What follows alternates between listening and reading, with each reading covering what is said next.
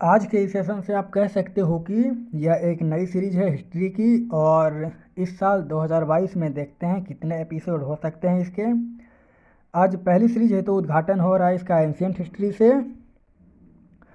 प्राचीन भारत, यह शब्द अपने आप में व्यापक हैं और जो एक महत्वपूर्ण श्रृंखला हमने प्रारंभ की है उसका एपिसोड आज हम स्टार्ट कर रहे हैं। ये हमारे लिए बहुत हिस्टोरिकल मोमेंट हैं।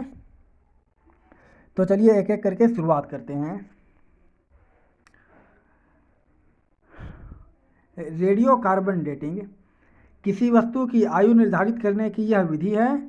इस विधि में यूरेनियम 235 का भी प्रयोग किया जाता है। इससे पुराने चट्टानों की आयु ज्ञात की जाती है। दक्षिण भारत के पत्थर द्वारा निर्मित भव्य मंदिर, इसके बारे में बात करें तो इसमें पूर्वी भारत के मंदिर जो थे वो ईंट द्वारा निर्मित होते थे एवं टीले की ऊर्ध्वाधर और क्षैतिज खुदाई यहाँ के महत्वपूर्ण अवशेष रह चुके हैं। खुदाई से एकत्र किए गए सिक्के देश और देश के बाहर विभिन्न संग्रहालयों में सूचीबद्ध करके रखा गया है। जो हमारे प्राचीन कोई भी धातु या मूर्तें वैसे कुछ होती है तो इन्हें संग्रहालयों में सुरक्षित रखा जाता है। यह अभिलेखों का अध्ययन है, इसे एपिग्राफी भी कहा जाता है। जीवन शैली की लगभग सभी पहलुओं से, जैसे मिट्टी के बर्तनों का उपयोग, योजना कृषि, पालतू जानवर, उपकरण के प्रकार एवं उनके हथियार और उनकी जो प्रथाएं चलती थी उनके बारे में जानकारी मिलती है। इनके ऊर्ध्वाधर खुदाई से विभिन्न संस्कृति के कालानुक्रमी विकास का पता चलता है एवं क्षैतिज खुदाई से किसी विशेष संस्कृति के संदर्भ में संपूर्ण जानकारी उपलब्ध कराता है। प्रारंभिक सिक्कों में अधिक प्रतीकों का प्रयोग नहीं किया जाता था। राजाओं या जारीकर्ता के नाम या देवताओं के तिथियों का उल्लेख बाद में सिक्कों में किया जाने लगा था। एक समुद्रगुप्त थे, समुद्रगुप्त के सिक्कों पर उनके वीणा बजाती हुई एक तस्वीर अंकित की गई थी, जिससे पता चलता है कि समुद्रगुप्त संगीत प्रेमी थे। स्थानीय और सीमा पार लेन देन में इन सिक्कों का प्रयोग किया जाता था एवं विभिन्न राजवंशों और उनके शासन की सीमा के बारे में यह सिक्के जानकारी प्राप्त करते हैं। सिक्कों में प्रयुक्त धातु और संख्या एक राज्य में व्यापार, वाणिज्य और वित्त की स्थिति को इंगित करते हैं। सिक्के कई तरह के होते थे, सोने, चांदी, तांबे, शीशे एवं सिक्के ढालने के लिए जो शीशे लाए जाते थे वह रोम से मंगाए जाते थे। उत्तर गुप्तकालीन कुछ सिक्के इस अवधि में व्यापार और वाणिज्य में गिरावट की ओर इंगित करते हैं। दक्षिण भारत में मंदिर की दीवारों पर अभिलेख लिखे होते थे। अभिलेख प्रायः मंदिर के दीवारों पर कोई चट्टानों पर ही लिखे होते थे।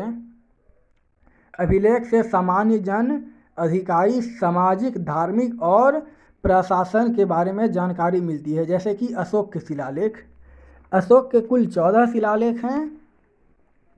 अशोक के शिलालेख की खोज 1750 ईस्वी में पादरेटी टेपेंथैलर ने की थी और अशोक के अभिलेख को पढ़ने में सबसे पहली सफलता 1837 ईस्वी को जेम्स प्रिसेप को हुई थी।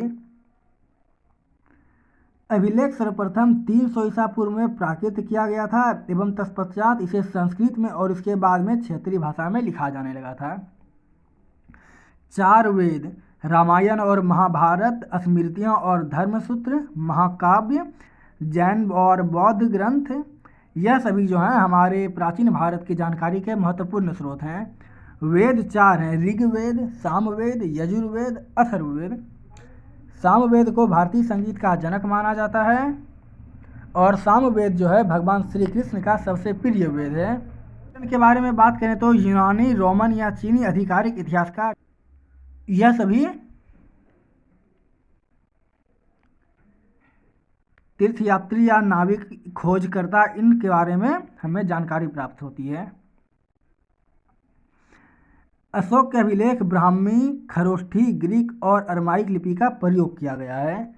ग्रीक एवं अरमाइक लिपि का प्रयोग ग्रीक एवं अरमाइक लिपि का जो अभिलेख है वह अफगानिस्तान से प्राप्त हुए हैं। खरोष्ठी लिपियों का अभिलेख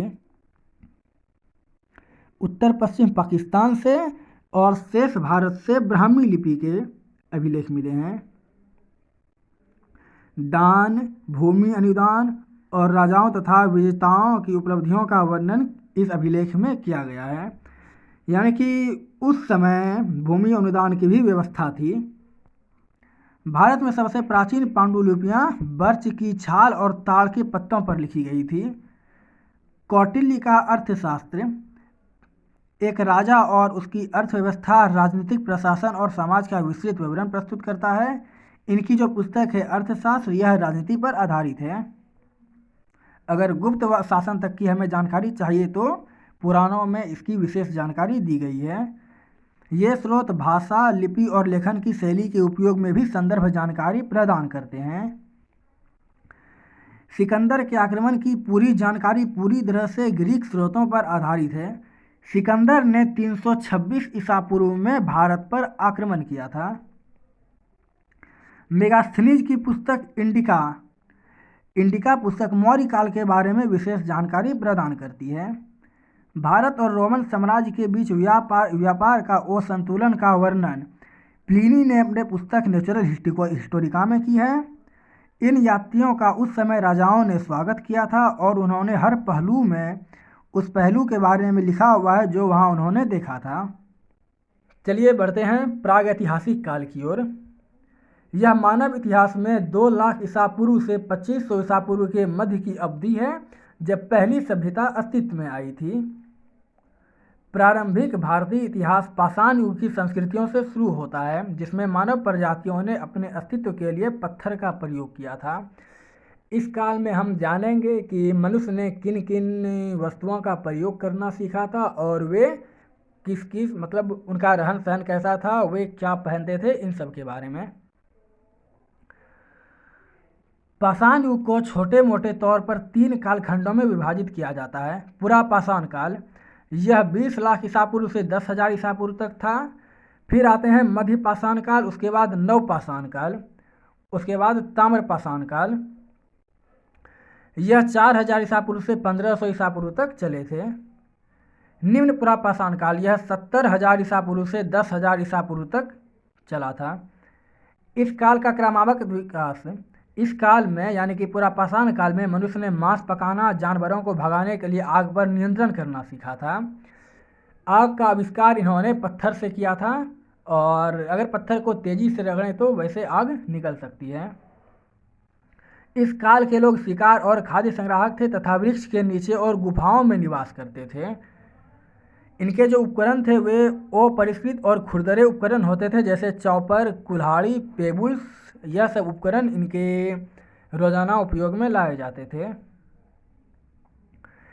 इनके जो उपकरण की प्राप्ति हुई है, यह डिडवाना, भीमबेटका, अरिपक्वम जैसे स्थानों से इनके हथियार के साक्ष्य प्राप्त हुए हैं। हमारा अगला है मध्य पुरा पाषाण युग। यह 10,000 ईसा पूर्व से 40,000 ईसा पूर्व तक चला था। इनका क्रमागत विकास मतलब कि बात करें तो मध्य पुरा पाषाण काल में भाषा का आविष्कार हो चुका था। मानव शिकारी एवं खाद्य संग्राहक ही बना रहा था, यानी कि अभी भी मानव जो है शिकार करके ही उनका मांस खाते थे। इनके जो उपकरण थे वो फ्लिंट जैसे सख्त पत्थर से निर्मित हल्के उपकरण का प्रयोग करते थे, जैसे कि ब्लेड, स्क्रैपर और बोरर्स। इन टाइप की जो हैं वो हथियारों का प्रयोग रोजाना करते थे। इनके हथियार के जो प्राप्ति हुए हैं वह नेवासा, भीमबेटका, डिडवाना, उत्तर प्रदेश के बेलन घाटी, इन सभी से प्राप्त हुए हैं। हमारा अगला है उत्तर पुरा पाषाण युग। यह 40,000 ईसा पूर्व से 10,000 ईसा पूर्व तक चला था। उत्तर पुरा पाषाण युग को होमो सेपियंस भी कहा जाता है। अन्य होमो सेपियंस प्राणी इस समय तक विलुप्त हो गए थे। जैसे जैसे समय बढ़ता गया वैसे वैसे प्राणी विलुप्त होते गए थे। चूँकि जंगल में आग भी लगती थी, उस वजह से भी बहुत सारी प्रजातियां विलुप्त हो गई थी। इनके जो हथियार होते थे दोनों किनारे धारदार होते थे, जैसे कि ब्लेड, स्नूकर, सुई, हार्पून हड्डी से बनाया जाता था। ऐसी हथियार ये लोग रोजाना उपयोग में लाते थे। इनके प्राप्ति स्थल उत्तर प्रदेश, रेणुगांटा ऐसी जगह से प्राप्त हुई है। हमारा अगला है मध्य पाषाण युग। यह 10,000 ईसा पूर्व से 8,000 ईसा पूर्व तक इस युग का काल रहा था। मध्य पाषाण युग में पहली बार धनुष और बाण का प्रयोग किया गया था। इससे बड़े जानवरों का शिकार करना उनके लिए और भी आसान हो गया था। पहली बार सावधान के बारे में जानकारी मध्य पाषाण युग से प्राप्त होती है और पत्थर से गहनों के बारे में भी पता चलता है। यानी कि मध्य पाषाण काल के जो लोग थे वह पत्थर से बने गहनों का प्रयोग करते थे। इनके जो उपकरण थे वह पत्थर से निर्मित होते थे और इनके प्राप्ति स्थल भीमबेटका, आदमगढ़ ऐसी जगहों से प्राप्त हुए हैं। भीमबेटका को यूनेस्को की विश्व सूची में शामिल किया गया है। उसके बाद हमारा अगला है नवपाषाण युग। यह 8000 ईसा पूर्व से 4000 ईसा पूर्व तक था। नवपाषाण युग के लोग झोपड़ियों में रहते थे। उनका मुख्य पेशा कृषि था, कृषि एवं मवेशी पालन था। उनका जो मुख्य फसल था वह गेहूं, जौ, कपास, चावल आदि था। ये मिट्टी के बर्तन के प्रयोग करने लगे थे। इनके जो हथियार थे वह शिकार और कृषि दोनों के लिए ही उपयोग में लाए जाते थे। यानी कि इनका जो हथियार था वह धारदार और पॉलिश किए गए पत्थर के उपकरण के बने होते थे, जिससे कि यह शिकार में भी इनका उपयोग कर सकते थे और फसल को काटने में भी। इनके जो उपकरण प्राप्त हुए हैं यह खंजर हैं। खंजर से गड्ढा बनाने के लिए छड़ी का प्रयोग किया जाता था। पीसने के लिए पत्थर का प्रयोग किया जाता था। इनके प्राप्ति स्थल मेहरगढ़ से प्राप्त हुए हैं, जो कि मेहरगढ़ वर्तमान पाकिस्तान में है। ब्रह्मगिरी कोल्डिवा से प्राप्त हुए हैं। कोल्डिवा से चावल के साक्ष्य भी प्राप्त हुए हैं। उसके बाद हमारा अगला है ताम्रपाषाण युग। यह 4000 ईसा पूर्व से 1500 ईसा पूर्व तक था। ताम्रपाषाण युग के लोगों की मुख्य फसल जौ, गेहूं, बाजरा, हरा और काला चना, कपास इत्यादि थे। यह लोग कपास उत्पादन में अग्रणी थे। यह प्रश्न काफी बार पूछा जाता है। चावल और मछली का उपयोग ये लोग भोजन के रूप में करते थे। यानी कि तब से लेके बात करें तो ताम्रपाषाण युग के लोग बहुत ही ज़्यादा, एक तरह से आप समझदार कह सकते हो। ये लोग कच्चे मांस को छोड़कर मछली पकड़ना इन्होंने सीख लिया था, चावल पकाना सीख लिया था। तो ये लोग ऐसे सब भोजन का प्रयोग करने लग गए थे। ताम्रपाषाण युग में तांबे और पत्थर से बने औजारों का प्रयोग किया जाता था। शिल्प और बर्तन की बात करें तो शिल्पकारों के रूप में ताम्रकरों और बुनकरों का विकास हुआ था।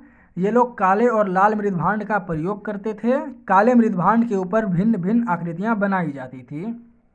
इनकी जो उपकरण और प्रतिमाएं थी, उपकरण जैसे चाकू, कुल्हाड़ी, मछली पकड़ने के कांटे, तांबे की छड़ मिश्र धातुओं से निर्मित किए जाते थे। इनकी जो प्रतिमाएं थी वह अर्धकीमती पत्थरों की माला और मातृ देवी टेराकोटा की मूर्ति पाई गई है। आग में पकी हुई मिट्टी को टेराकोटा कहा जाता है और टेराकोटा इन लोगों की प्रतिमाओं का भी नाम था। प्रतिमाओं जैसे कि आप इनके देवताओं के बारे में बोल सकते हो। इन लोगों का जो शव था, शव के साथ विभिन्न उपकरणों को भी कलश में दफनाया जाता था। यानी कि ये लोग जो हथियार उपयोग में करते थे, अगर उनकी मृत्यु हो जाती थी तो उनके साथ उनके हथियार को भी दफना दिया जाता था। यह पूरे भारतीय उपमहाद्वीप में फैले हुए हैं। इनके जो स्थल हैं वह नवाद टोली, दैमाबाद महाराष्ट्र में है जो गोदावरी नदी के तट पर स्थित है। इनाम गांव, कौशाम्बी नगर में पहली बार पक्की ईंटों का प्रयोग किया गया था। आलमगीरपुर यह हिंडन नदी के किनारे है और रोपड़ यह सतलज नदी के किनारे है। ऐसे सब स्थानों से इनके जो हथियार थे एवं उनके अवशेष उनकी प्राप्ति हुई है। इनकी जो सीमाएं थी वह लौह और अश्वलिपि से अपरिचित थे। यानी कि अब तक सिर्फ उन्होंने तांबा का ही प्रयोग करना सीखा था। पत्थर के स्थान पर धातु के उपयोग से पता चलता है, किंतु अभी तक पक्के हुए ईंट आमतौर पर अनुपस्थित थे। पके हुए ईंट केवल कौशाम्बी में ही एक बार उपयोग किया गया था। तो आज के लिए बस इतना ही। हम लोग अगले वाले वीडियो में जानेंगे हड़प्पा सभ्यता के बारे में।